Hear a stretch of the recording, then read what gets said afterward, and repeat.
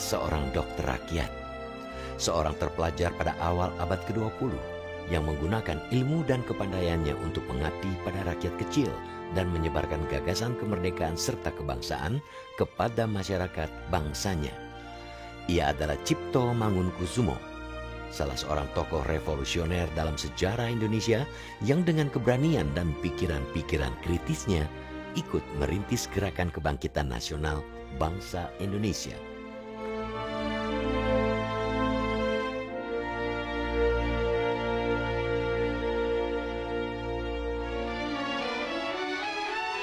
Nama Cipto Mangunkusumo tercatat tebal dalam tinta sejarah pergerakan kemerdekaan Indonesia sebagai salah satu pendiri Indische Partij, organisasi politik pertama dalam sejarah Indonesia. Organisasi yang ia dirikan bersama Douwe Dekker dan Suryadi Suryaningrat ini dalam lintasan sejarah tercatat sebagai organisasi politik yang pertama kali mencetuskan ide pemerintahan sendiri di tangan penduduk setempat dan bukan oleh orang Belanda.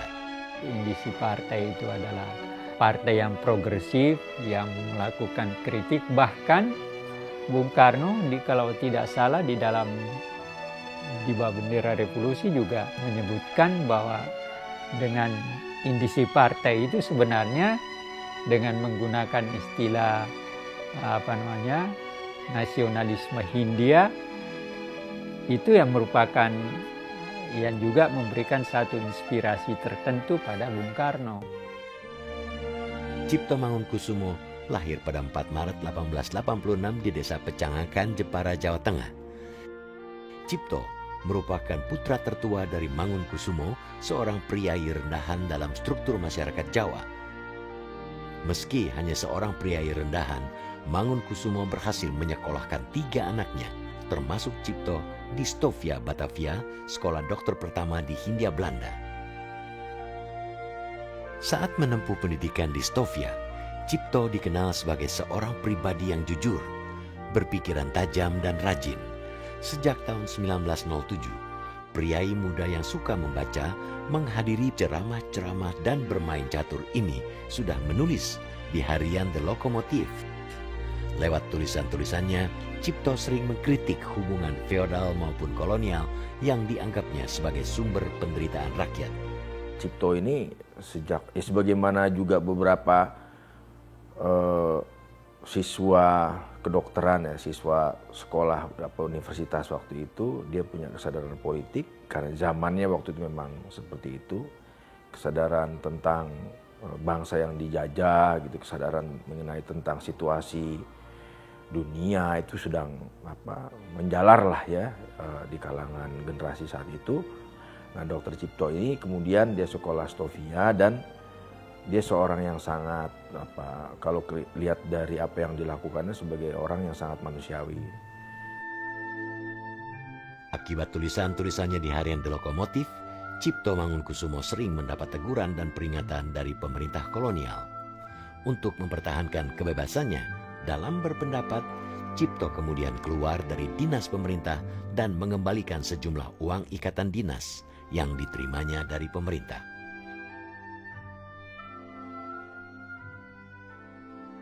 Saat Budi Utomo terbentuk pada tanggal 2 Mei 1908, Cipto menyambut baik dan langsung bergabung dengan organisasi masyarakat Bumi Putra pertama dalam sejarah Indonesia ini. Namun, saat merasa Budi Utomo menjelma menjadi organisasi konservatif yang hanya berkonsentrasi memajukan kebudayaan Jawa dan kurang memberi ruang bagi bidang lain, semisal aktivitas politik bagi berbagai kalangan, Cipto memutuskan keluar dari Budi Utomo. Dalam kongres pertama organisasi yang banyak diikuti birokrat Jawa ini, Cipto berselisih pandangan dengan salah seorang tokoh Budi Utomo, Rajiman Widyodiningrat. Menurut Cipto, sebagai organisasi politik yang harus bergerak secara demokratis dan terbuka bagi semua rakyat Indonesia, Budi Utomo juga harus menjadi pemimpin bagi rakyat dan tidak menjalin hubungan dengan pemimpin birokrasi pemerintahan kolonial seperti bupati dan pegawai tinggi lainnya. Dr. Cipto mengkritisi karena persoalan yang berkaitan dengan sikap organisasi ini kan ketika diambil oleh dalam kongres pertamanya itu kan akhirnya Budi Utomo kan diambil oleh bupati-bupati, iya kan. Nah, itu salah satu faktor yang menjadi persoalan adalah bagaimana sikap organisasi ini nanti. Nah, Cipto lebih progresif. Rajiman kan selalu mengatakan bahwa Budi Utomo ini hendaknya menjadi satu organisasi yang mewadahi orang Jawa ya, dan berorientasi pada kebudayaan Jawa gitu kira-kira. Nah, sementara Cipto enggak. Budi Utomo ini harus menjadi organisasi untuk semua dan tidak berorientasi pada kebudayaan Jawa semata. Jadi dia harus menjadi organisasi yang demokratis, yang memberikan peluang dan juga kesempatan untuk semua orang bergabung. Nah, itu berdebat. Ya dia tersisih lah ya, dari Budi Utomo itu tersisih. Anak-anak muda yang hebat-hebat itu tersisih. Dari sini kita bisa melihat orientasi politik dia. Satu, dari sini kita bisa melihat sosok seorang Cipto Mangunkusumo yang beranjak dari seorang dokter eksentrik yang punya orientasi, yang punya dedikasi terhadap kemanusiaan, yang menjunjung tinggi nilai kemanusiaan, menjadi seorang aktivis politik yang membahayakan. Dr. Cipto mengusulkan agar Pakubuwono dan Mangkunegoro dipensiunkan saja. Ada banyak penentangan oleh warga, kaum priayi, bahkan keraton sendiri terhadap Dr. Cipto. Orang-orang Budi Utomo yang kebanyakan priayi kemudian melakukan serangan balik kepada Dr. Cipto. Dia menulis itu di majalah Panggugah dan kemudian melalui media-media yang diterbitkan oleh Budi Utomo, mereka menulis yang isinya adalah menentang ide Cipto untuk memensiunkan raja, baik Keraton Surakarta maupun Pura Mangkunagaran. Meski diangkat sebagai pengurus Budi Utomo setelah kongres pertama organisasi ini, Cipto memutuskan mundur dari Budi Utomo. Setelah mengundurkan diri dari Budi Utomo, Cipto Mangunkusumo membuka praktik dokter di Solo. Saat di Malang, Jawa Timur, berjangkit wabah pes, pada sepanjang tahun 1911, Cipto dan beberapa dokter Jawa lain terjun ke kampung-kampung untuk mengobati penderita wabah. Berkat keterlibatannya ini, Cipto mendapat penghargaan bintang emas dari pemerintah kolonial Hindia Belanda. Ketika ada wabah pes ya, tahun itu 1911 ya, di Malang, ketika dokter ya, terutama bangsa Eropa itu nggak berani masuk ke wilayah pandemi gitu ya, wilayah-wilayah yang red zone gitu, zona merah waktu itu. Nah, dia memberanikan diri. Dia memberanikan diri untuk membantu memerangi wabah pes ini yang sangat berbahaya waktu itu ya. Dan karena dedikasinya itu ya, dia mendapatkan penghargaan bintang dari Ratu Belanda waktu itu, ratunya masih Wilhelmina ya. Dapat bintang Oranje van Nassau. Tapi buat dia pergi ikut membasmi wabah, menyembuhkan masyarakat itu bukan satu target untuk mendapatkan itu ya. Target mendapatkan penghargaan. Targetnya demi mengabdi kepada kemanusiaan sebagai seorang dokter. Dia kemudian melakukan ejekan gitu. Ejekan itu apa? Ejekan itu dengan memasang bintang penghargaan ini ya, anugerah ini di pantat dia gitu. Dan di pantat dia dipasang sama dia. Dan itu dipertontonkan ke umum ya. Dan itu sebenarnya satu sikap menantang kekuasaan sebetulnya. Memorial yang disimpan oleh masyarakat Malang yang pernah ditolong Dr. Cipto dalam wabah pes. Di Malang itu ketika Indonesia sudah merdeka, Wilhelminastraat, Jalan Ratu Wilhelmina, itu segera dirubah sama masyarakat Malang menjadi Jalan Dr. Cipto.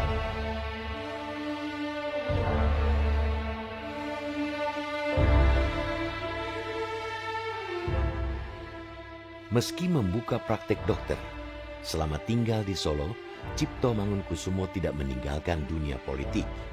Di sela kesibukannya melayani pasien, Cipto mendirikan Raden Ajeng Kartini Club yang bertujuan memperbaiki nasib rakyat. Dia itu tidak segan-segan menggratiskan pasiennya. Kalau pasiennya tidak mampu, dia kasih gratis. Dan tidak segan-segan juga dia ngasih uang buat pasiennya supaya bisa nebus obat. Dan sering istrinya itu yang ngomel. Karena uang belanjaan atau uang keperluan sehari-hari itu lenyap untuk Dr. Cipto membantu orang. Perhatian Cipto pada perjuangan politik semakin menggelora saat ia bertemu Daus Dekker dan Suwardi Suryaningrat. Bersama dua tokoh progresif ini, pada tahun 1912, Cipto mendirikan Indische Partij, organisasi politik pertama dalam sejarah pergerakan kemerdekaan Indonesia yang secara tegas menyatakan cita-cita pembentukan pemerintahan sendiri dalam tujuan pendirian organisasi mereka.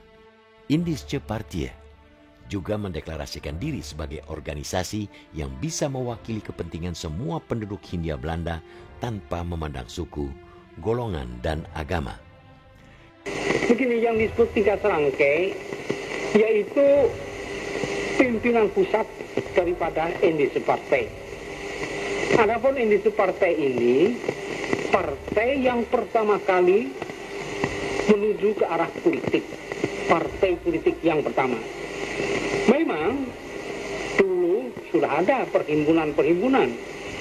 Budi Utomo berdiri tahun 8, lalu perhimpunan-perhimpunan lain seperti di Sumatera, di Jawa, di Sulawesi, di seluruh Indonesia, malah ada suatu perhimpunan rakyat yang umum, yaitu Serikat Islam. Tapi belum ada yang berani menunjukkan dirinya sebagai gerakan politik. Budi Utomo menamakan dirinya Usahatul Birin. Serikat Islam ekonomi. Baru Indische Partij yang menamakan dirinya partai politik menuju ke arah Indonesia merdeka lepas dari Nederland. Karena ingin lebih dekat dengan Daus Dekker, masih pada tahun 1912, Cipto Mangunkusumo pindah dari Solo ke Bandung. Di kota ini, ia menjadi anggota redaksi penerbitan harian The Express dan majalah Het Tijdschrift. Pada November 1913, saat pemerintah Belanda merayakan besar-besaran peringatan 100 tahun kemerdekaan mereka dari Prancis, Cipto dan Suwardi Suryaningrat melakukan sebuah manuver politik untuk mengkritik praktek kolonialisme Belanda di Nusantara. Cipto dan Suwardi Suryaningrat yang menganggap perayaan itu sebagai penghinaan terhadap rakyat Bumi Putra yang sedang dijajah, mendirikan Komite Perayaan 100 Tahun Kemerdekaan Belanda dengan nama Komite Bumi Putra. Komite yang diketuai Cipto merencanakan pengumpulan uang untuk mengirim telegram kepada Ratu Wilhelmina yang berisi tuntutan agar pasal pembatasan kegiatan politik dan pembentukan parlemen dicabut. Komite itu juga membuat selebaran yang bertujuan menyadarkan rakyat bahwa upacara perayaan kemerdekaan Belanda dengan mengerahkan uang dan tenaga rakyat merupakan suatu penghinaan bagi Bumi Putra. Pada 19 Juli 1913, harian The Express yang dipimpin Daus Dekker menerbitkan artikel Suwardi Suryaningrat yang berjudul Als ik een Nederlander was, atau Andaikan Saya Seorang Belanda, yang berisi kritik dan ajakan boikot terhadap perayaan kemerdekaan Belanda. Sehari kemudian, harian yang sama juga memuat tulisan Cipto yang berisi dukungan terhadap kritik dan ajan boikot yang disuarakan Suwardi Suryaningrat. Dalam brosur itu, saya terangkan, saya nyatakan bahwa maksud Belanda untuk merayakan hari kemerdekaannya di Indonesia itulah suatu perbuatan yang tidak sopan. Karena tulisan Cipto dan Suwardi dianggap meresahkan, pada tanggal 30 Juli 1913 keduanya ditangkap dan dipenjara. Kurang dari sebulan kemudian, pemerintah kolonial Hindia Belanda merilis surat keputusan untuk membuang Cipto, Suwardi Suryaningrat, dan Daus Dekker ke Belanda karena dianggap mempropagandakan sikap anti-Belanda. Karena ini dianggap bersifat anti Belanda, anti kolonial. Akhirnya organisasi ini dibubarkan dan Dr. Cipto ditangkap, dibuang, mereka bertiga dibuang.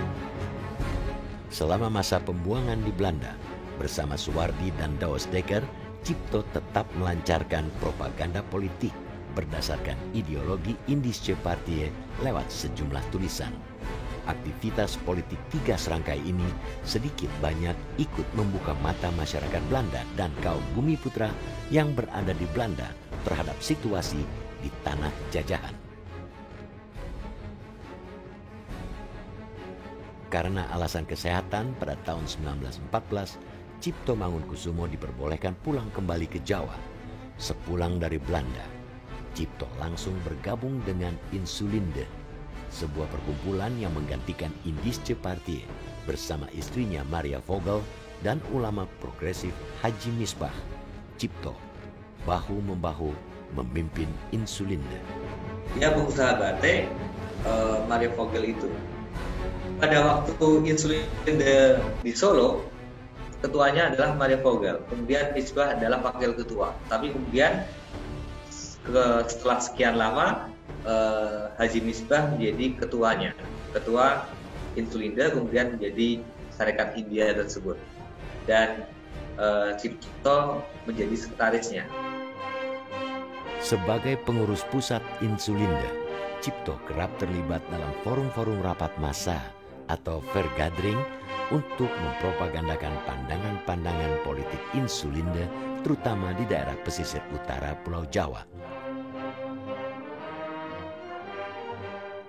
Cipto juga aktif menuliskan pandangan-pandangan politiknya di majalah yang diterbitkan Insulinde, Guntur Bergerak, dan beberapa surat kabar seperti The Beweging, Majapahit, dan Pahlawan. Cipto dan Haji Misbah bisa menggalang anggota Insulinde dan mereka berasal dari petani dan buruh. Karena apa? Karena mereka masuk ke lini-lini di bawah, ke grassroots. Mereka mendekati masyarakat, mendekati buruh, kemudian berbicara soal perkebunan, keadilan, dan sebagainya. Sehingga mereka lebih diterima oleh masyarakat. Dan tentu saja mereka mendukung ide-ide Cipto untuk membebaskan masyarakat dari ketidakadilan tersebut. Berkat aksi-aksi propaganda yang dilancarkan Cipto Mangunkusumo dan sejumlah aktivis Insulinde lain seperti Haji Misbah, jumlah anggota Insulinde bertambah pesat. Dari 1.009 orang pada tahun 1915 meningkat menjadi 6.000 orang pada tahun 1917. Takashi Shiraishi dalam buku Zaman Bergerak menulis pada puncaknya di bulan Oktober 1919 jumlah anggota Insulinde mencapai 40.000 orang. Jadi kenapa Insulinde berbeda dengan di tempat yang lain, Insulinde Solo? Karena keduanya bisa mendekati masyarakat. Jadi yang didekati bukan hanya kaum Indo, bukan orang-orang peranakan, Tionghoa, Arab atau Eropa atau Belanda, tapi masyarakat petani maupun buruh. Nah, itu tidak lepas dari keterlibatan Haji Misbah. Jadi ini yang menarik. Haji Misbah sebagai seorang propagandis ternyata bisa masuk ke masyarakat, ke kalangan petani, ke kalangan buruh dengan mudah. Dan karena itulah kemudian Insulinde bisa masuk ke dalam masyarakat secara masif. Di bawah pengaruh kuat Cipto Mangunkusumo dan Haji Misbah, Insulinde menjelma menjadi partai yang radikal di Hindia Belanda. Pada tanggal 19 Juni 1919, Insulinde mengubah nama menjadi Nasional Indische Partij. Insulinde agak turun ketika tekanan terhadap masyarakat itu sangat kencang. Jadi pemerintah kolonial melihat di beberapa kawasan di Surakarta itu ada perlawanan-perlawanan, pemogokan dan sebagainya. Karena itulah kemudian ada usulan agar pertemuan-pertemuan itu dilarang. Dan kemudian ada ancaman kepada Misbah dan kepada Cipto, ancaman untuk di penjara. Dan karena itulah kemudian Insilunda agak goyah. Tetapi di masyarakat itu tetap ada gerakan-gerakan perlawanan itu, pemogokan itu. Kemudian Insilunda kemudian berubah menjadi Sarekat Hindia. Itu kemudian berkembang lagi. Jadi yang dilakukan oleh Cipto adalah bagaimana membangkitkan kesadaran masyarakat tentang kebebasan, tentang kemerdekaan dan sebagainya. Meski dikenal sebagai tokoh radikal, pada tahun 1918 Cipto Mangunkusumo sempat dipilih menjadi salah satu anggota Volksraad atau Dewan Rakyat yang dibentuk pemerintah kolonial Hindia Belanda. Cipto memanfaatkan Volksraad sebagai tempat untuk menyatakan pemikiran dan kritik kepada pemerintah mengenai berbagai masalah sosial dan politik. Meski menganggap keberadaan Volksraad sebagai kemajuan, Cipto kerap mengkritik lembaga ini dan mengingatkan semua pihak tidak menjadikan Volksraad sebagai lembaga untuk mempertahankan kekuasaan penjajah dengan kedok demokrasi. Baginya, kemerdekaan itu bisa diraih dengan jalan parlementer dan konstitusional. Pendirian Dewan Rakyat atau Volksraad bagi Cipto itu adalah salah satu jalan menuju kemerdekaan itu sendiri. Walaupun pada akhirnya Cipto juga kecewa dan tanpa segan langsung keluar dari Volksraad.